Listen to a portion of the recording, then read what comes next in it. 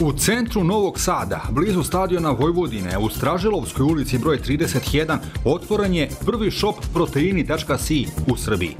Radi se o slovenačkoj firmi koja se bavi proizvodnjom i prodajom suplemenata, vitamina i dodataka ishrani kako za profesionalne sportiste, tako i za rekreativce.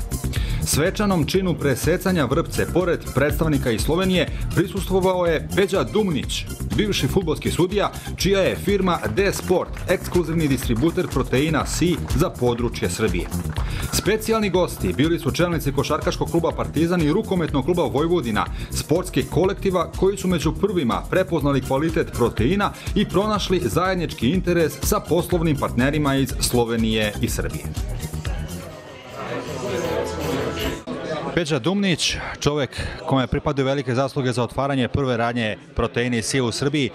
Svečani trenutak, Peđa, svečano otvaranje i neke prve impresije.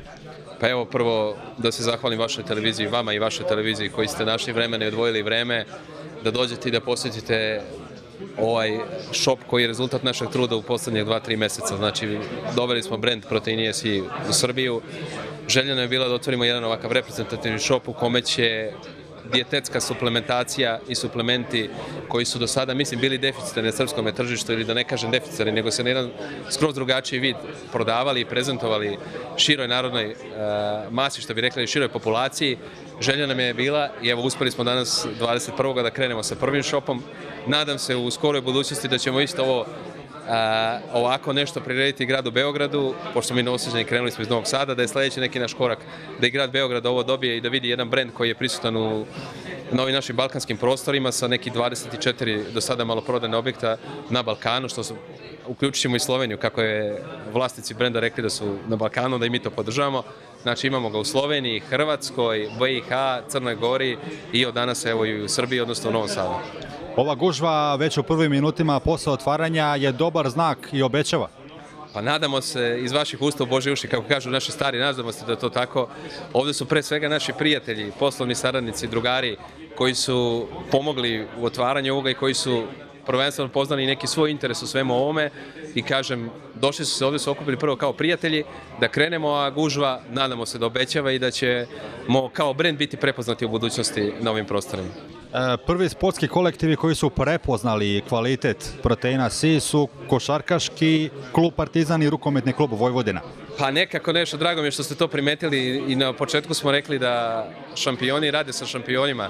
Nekad je davno neko izjavio, ako hoćeš da budeš šampion, moraš da trčiš šampionima. Mi smo uspeli da ostvarimo saradnju sa košarkaškim klubom Partizan, 13 puta šampionom ove države, sa rukometnim klubom Vojvodina, koji je do sada 2 puta bio šampion države. Nadamo se da će jedan i drugi kolektiv uz našu pomoć i ove godine uspeti da ostvare svoje ciljeve koje su sigurno šampionske ambicije, a da mi uz njih razvijemo i naš brend i da mi jednom budemo šampioni u ovoj našoj oblasti.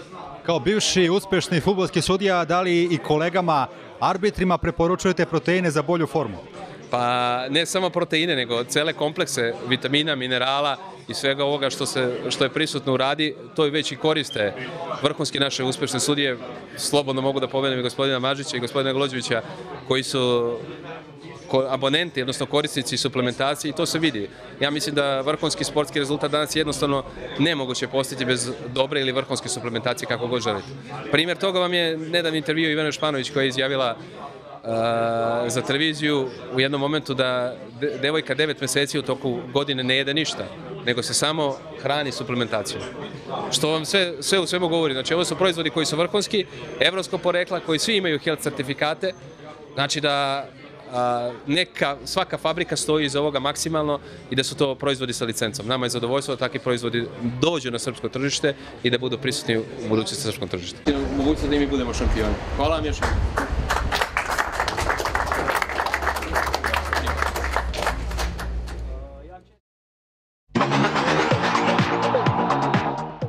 Zlatan Ibrahimović također ne krije da je njegov najveći džoker Total Soccer.